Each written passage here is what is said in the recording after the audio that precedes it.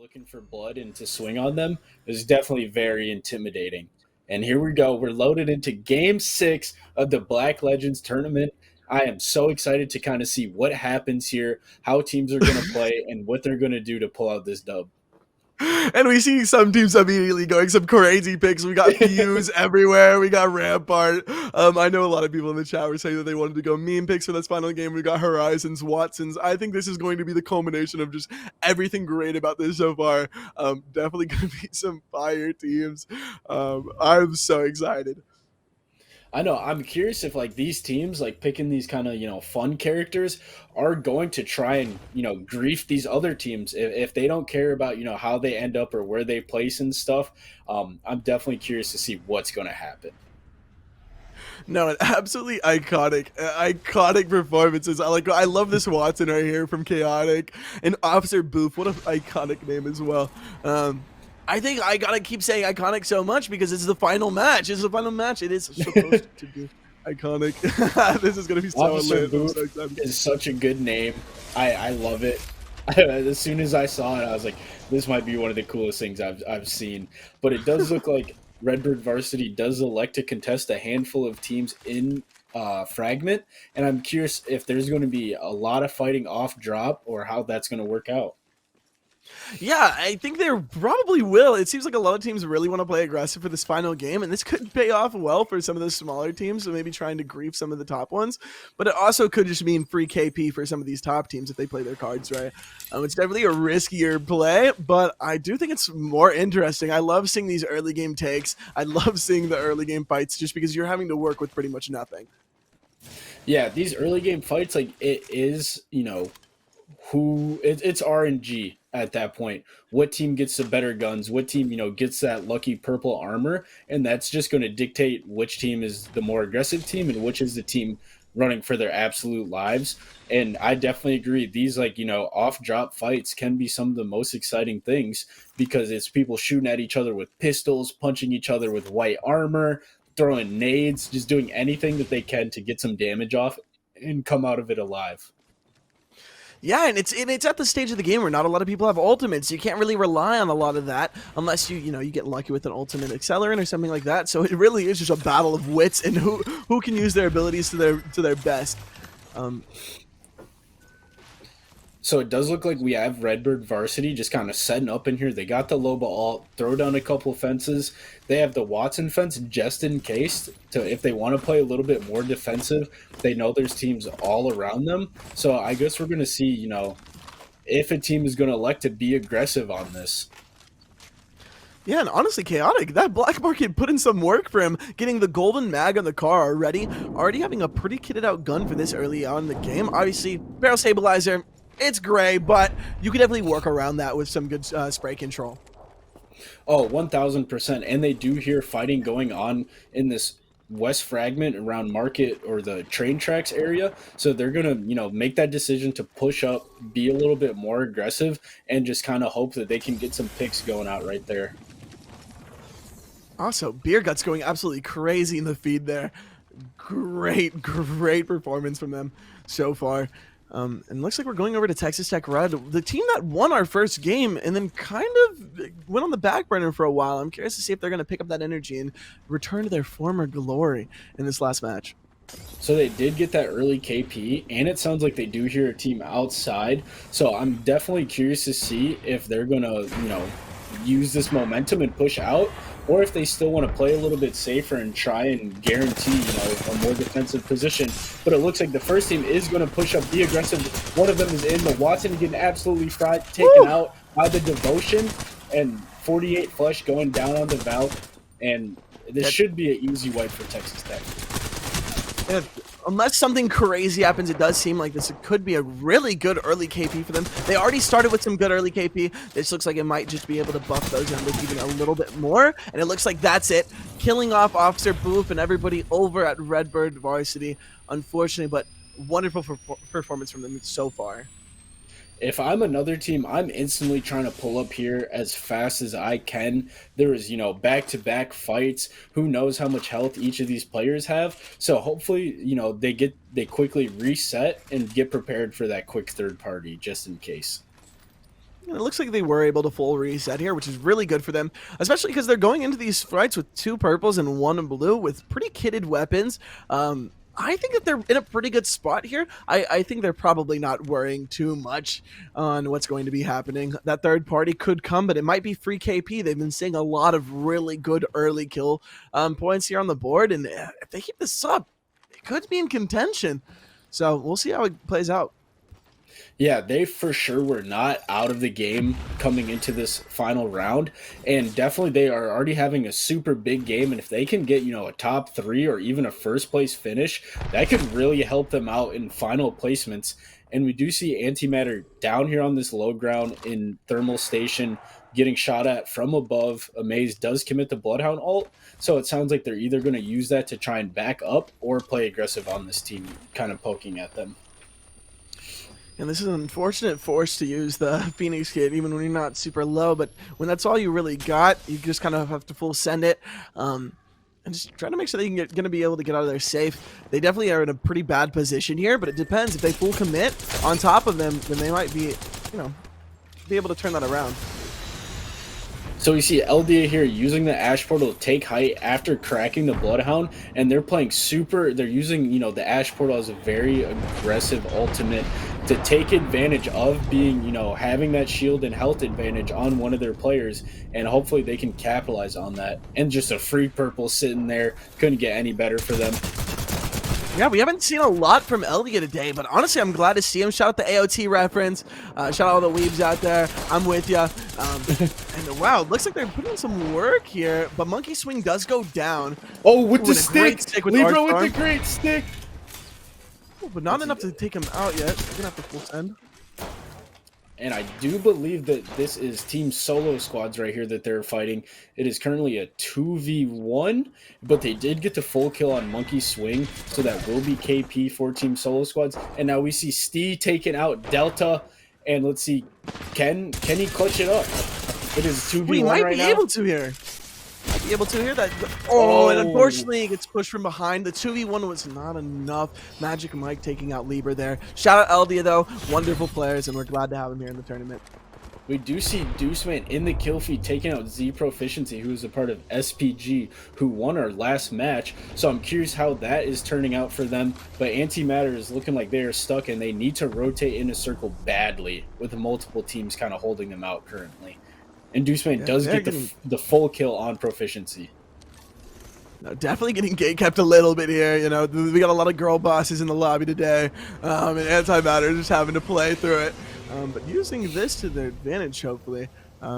Revenant ultimate. Again, I haven't seen a lot of Revenant this game, but interesting. Illegal movement also taken out from SPG, so that means Lapsy's all by himself from our the winners from the last game. And nailing quite a few shots here with the wingman, but being forced into the zone definitely sucks, especially when you're getting Gibby ulted. They're getting gate kept pretty hard here. A Gibby ult into the zone when you're 50 HP, that is honestly terrifying, and I could not imagine being in that situation. But it looks like EUP Green is, that team, stopping them from making their way in and forcing them to stay in the zone as long as possible. Yeah, it's nice to see EOP Green being able to get out of the zone. I know that rotating back in can be so terrifying, and especially at this level of play. So being able to get back into the zone and be able to kind of reset, honestly, I feel like they're probably having like a sigh of relief right now. Just being like, we made it, but anything could happen at any time. Definitely could get rotated on, and hopefully they'll be able to make it out alive. It is interesting to see the armor situation they're currently in while only having 2 blues and 1 white armor, but still picking up KP somehow. So, shout out to them for, working with what they have and using it to their advantage. Yeah, it's not like all's lost, right? Deuceman himself, 70 for next Evo. So purple pretty much guaranteed here. So not super bad, but yeah, gray this late in. We've only got 8 squads left. I don't know. We'll see how it pans out for them. We're here with Catgirl Cafe taking some poke damage, Skybreaker, on that Loba, trying to get to safety, popping the bat, and it looks like they're going to try and get to this high ground. So, they're not stuck down underneath this bridge where they can just get, picked on by multiple teams. Yeah, no, and they're getting this high ground. It's definitely going to be pretty good for them here, but definitely out of the zone. So they're going to be forced to kind of move in on this other team when the time comes. But it seems like they're going to try to play it a little bit slow here. Maybe get some picks, try to kind of poke and rotate out. Yeah, I think their best option is to rotate wide because, going straight through the middle is going to be really hard because you can get shot from everywhere. But I think they're looking to see if that right rotation is going to be free and, just kind of give them that opportunity to just, go wide and then work their way down. But they are pinched right now. There's a team behind them on the bridge, team in front of them. They are running for their absolute lives. Yeah, they're just gonna have to try to get out of dodge here. They're absolutely sprinting. Low mobility's coming out. Wraith coming out. Pathfinder. They're definitely a mobility team here, but it looks like it could not save Skybreaker here. Unfortunately, getting taken out. We have seen the charge rifle be an absolute menace of a gun this tournament. No, actually, it's been insane. And shout out Elite being able to finish off Skybreaker there. Great performance at R301, acting like a beam there. And now we're on to Lost Phasmos. I don't know what just happened. Yeah, I don't know what happened but either. It looks like a game crash or something. But we are spectating Los Phasmos now, holding onto this position in height. We did see them here a couple of games ago holding the exact same spot, and it seems like they're very comfortable here. No, definitely looking very comfy here. This is a spot that we've seen come back time and time again. It's really good just to have kind of the center and be up in a good spot. But again, when you're forced off of this position, which they're going to be, it is kind of a bit of a detriment to have to get off of this and kind of give up the high ground just to move into places that have high ground surrounding it. You're kind of going into this valley here. It's unfortunate, but it's going to have to happen. We see Diversity Kev with the re-knock on his Skybreaker. I believe they grabbed her banner and brought her back. So Kev is out here just kind of farming with this charge rifle, being an absolute menace, but I do believe he did not get the full kill on her, so they can get the revive off. It's all right. We got so many demons today with this charge rifle. I'm telling you, the final game, who would have thought that it would come back, make a return, getting some flesh damage there. We'll see if I want to see a final kill with the charge rifle in this tournament. I think it'd be very telling of how this day's gone.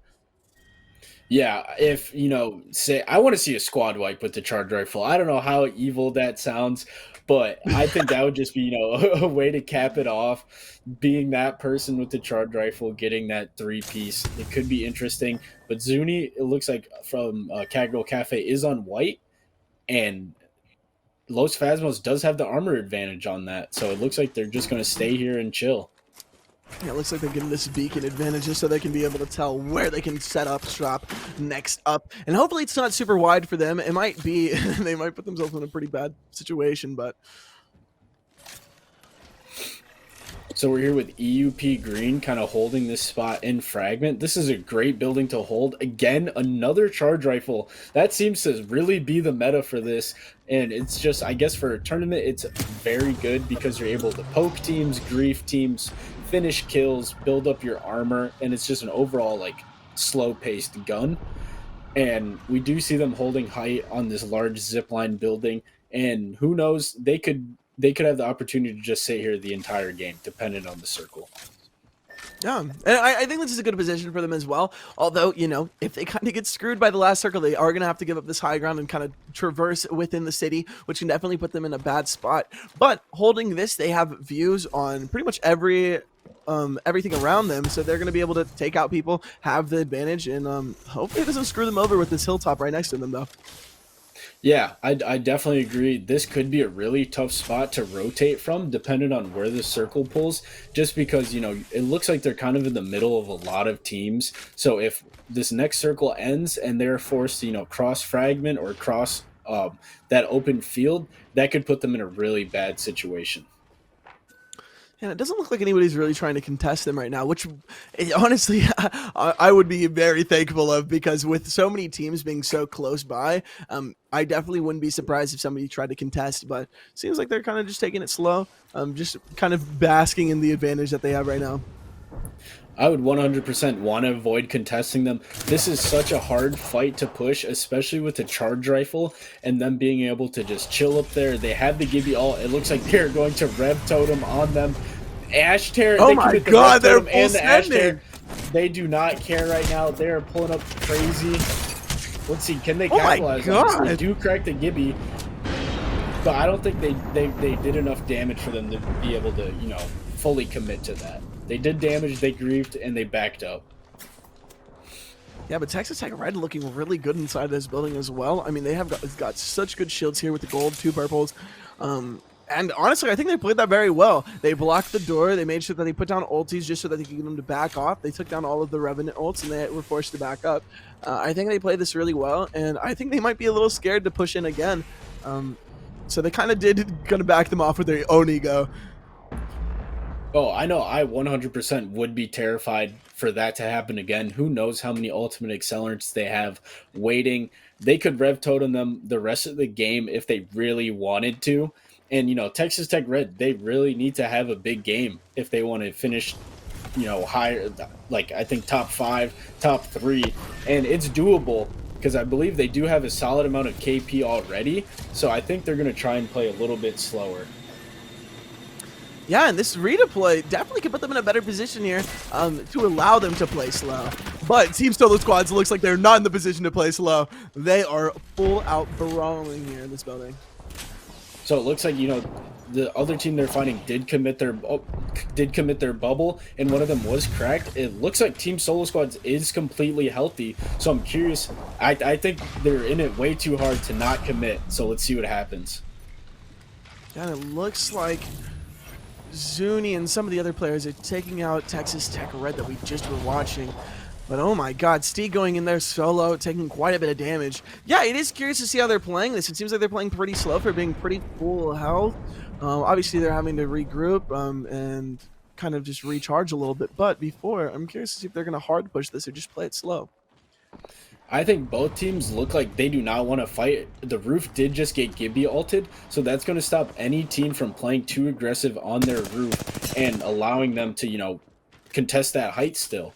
And we do see Cat Girl Cafe, the people's favorite out here, you know, full of completely healthy. They have good, oh, Zuni with the flicks, cracks 145 HP, pulls up. Does he get the full knock onto this Octane? Oh, he's full sending though. He's definitely full sending. It looks like Cat Girl Cafe is looking to, you know, trying to capitalize on this team playing too aggressive. They're holding this building pretty well. I think right now they're going to try and focus on fully resetting, getting loot, and playing this corner of the building. Yeah, and in this position right here, I'd be terrified to get third-partied because it's definitely a possibility. So many entrances, so many exits. It's definitely a tough spot to be in and could put them in a really bad spot here. It looks like Antimatter Gaming is in a super great position on top of this roof. This is a very hard building to push. They have the Loba ult. They have probably the portal if needed. They have the the Bloodhound to keep information and make sure no team is pushing up on them. And I think they're in a really good spot currently.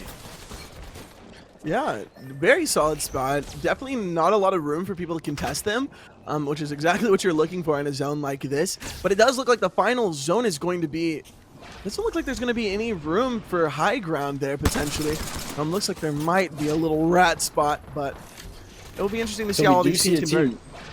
Yeah, I agree. We do see a team getting really aggressive on Best Pupper and Anti-Gaming. Oh, it's Pubsky in them.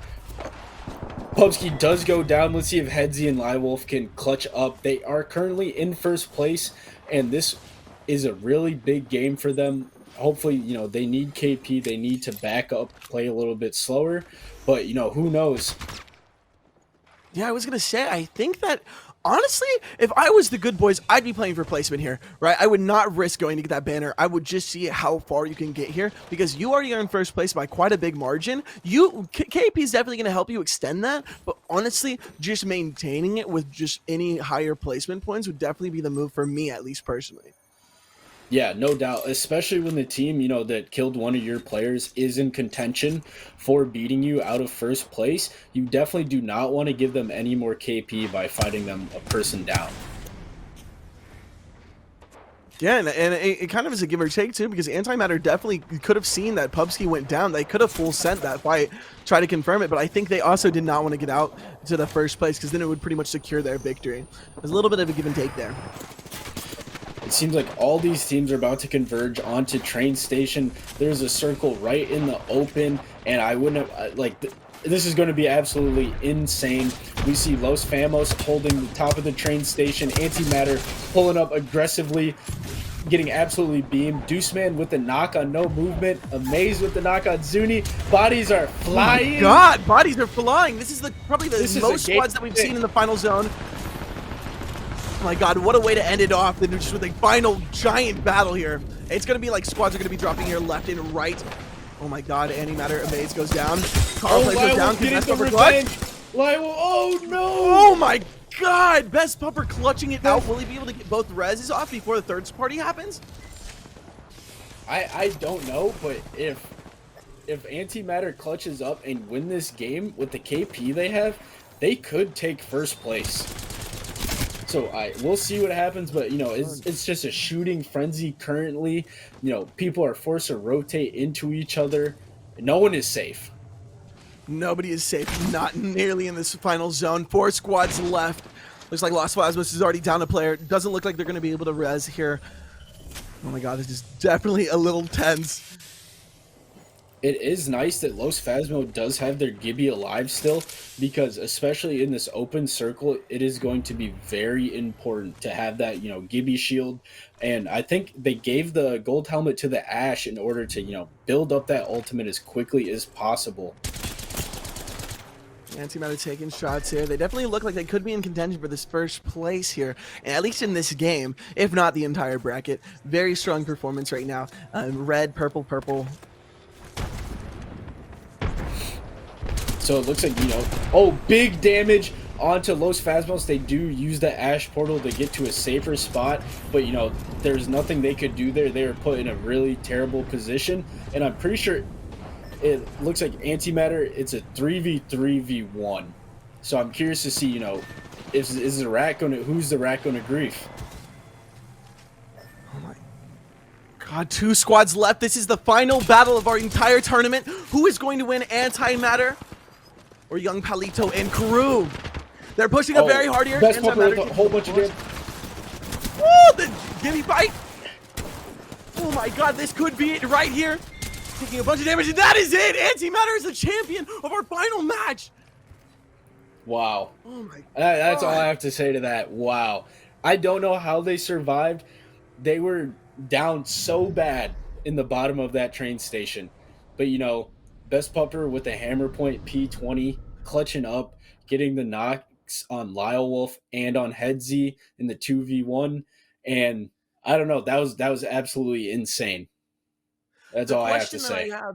The question that I have is this going to be enough to push them into the first place spot, though? Good Boys had quite a big lead, and they got some KP in that last game, and they got a position, I think, around 6th or 7th place, so not a crazy amount of points there. But will Antimatter have enough KP and placement points from that last victory to be able to pull out and catch the victory from Good Boys?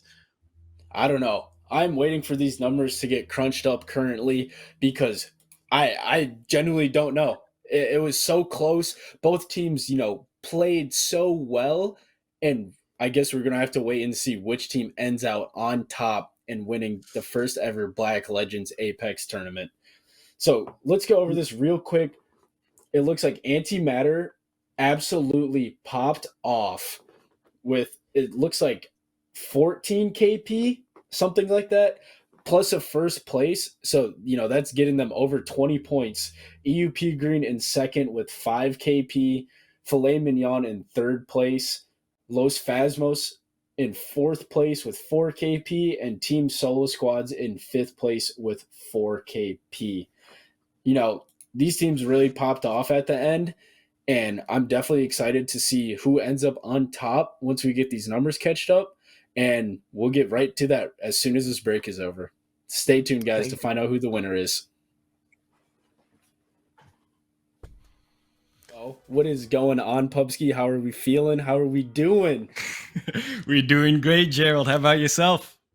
I'm feeling great. That was such a fun tournament to watch. I had a great time watching Good Boys pop off throughout the entirety of those 6 games. You just won. How are you feeling right now?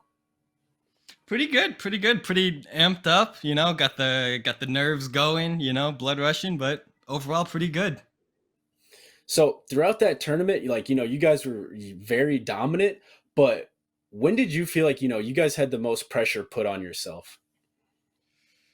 There was a lot of times towards the end game where we were in such a bad spot, or not even like end game, but just like rotating in. We were in so many bad spots. We were just at the lowest ground. I was like, we're dead. We're dead, man. But somehow I don't know how we always managed to edge our way up out of the low ground and equalize height, or just at least secure us a second place. Yeah, no, I definitely agree. You guys were in a super bad spot that game 5, and it wasn't looking so hot. But how, what did you tell your team, or what did your team decide to just kind of bounce back from that? I'm gonna be honest with you, G. I don't remember game 5. Could you refresh my memory? What happened game 5? I think that's when you Where guys were was it? fighting over by Climatizer in that building on the hill, and there was just 4 or 5 Oh, teams pulling up insane, yeah, and you yeah. guys you're on the roof with that turbocharger Devo. I remember. Yeah, when that happened, we saw one team in the house. We're like, all right, let's fight it. We wipe them. Another team comes. We get them off of us. Another team comes. It's waves after waves. I felt like I was playing COD Zombies. It was insane. It's sadly the pressure. There was too many people. We were getting charge rifled from Climatizer, triple take. It wasn't looking too good, but I mean, hey, we got some decent KP out of it, so Yeah, that's I okay. mean, you guys definitely did clean up the best that you could, and that's all that matters. And what would you say is your favorite part of the night? Like favorite moment, favorite kill, squad wipe. What do you think? Uh Definitely like a highlight of just like running around. I ran into one of my friends, the cat girl, the cat made cafe team. Those guys, I love them. Shout out Splenda Poppy, aka Skybreaker, and DJ Swag Bear, the Sub Zuni. Great people. But unfortunately, we kept on running into them every game. I kind of felt bad, but that was definitely the highlight when I would see them in the kill feed. And last but not least, the prize is $600 to an HBCU. How are you feeling about that? Are you excited? It's a great tournament and a great cause. Of course, I'm feeling amazing, and I'm just honored to be a part of something like this. And I can't, thank you guys enough at Bragg House for putting this stuff together and hosting something for such a wonderful cause. Yeah, no, I just want to say thank you to you, Pubski, to Laya Wolf, and Headsy TV for coming out and winning the first ever Black Legends Apex tournament represented by Bragg House. And, is there anyone you want to give a shout out to real quick, Pubski, before you head out? Shout out to the good boys, Headsy and Lyle. I messaged them. They pulled through. I messaged Headsy. He called off of work. So big ups for him for pulling through, man. Gotta love those guys. Gotta love the good Gotta love boys. it. Yep. Congratulations to the good boys for winning our first ever Apex Legends tournament. And we'll be seeing you, Pupski. Yes, sir. Thank you so much.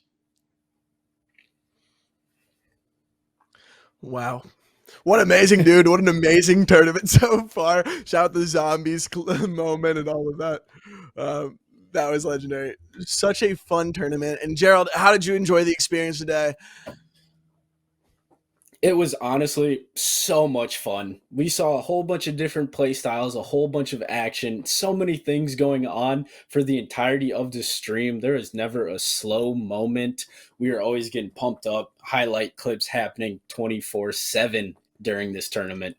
And, I just want to say a shout out to every single person that came through to this tournament. We appreciate you, and we really hope to see you here at our next one. And last but not least, I do want to point out that we do have our Super Smash Bros. Circuit next Wednesday around 6 p.m. EST, hosted on this channel right here. So please Right here. come by, say what's up to us, throw something in the chat, root for your favorite Smash character. Who knows?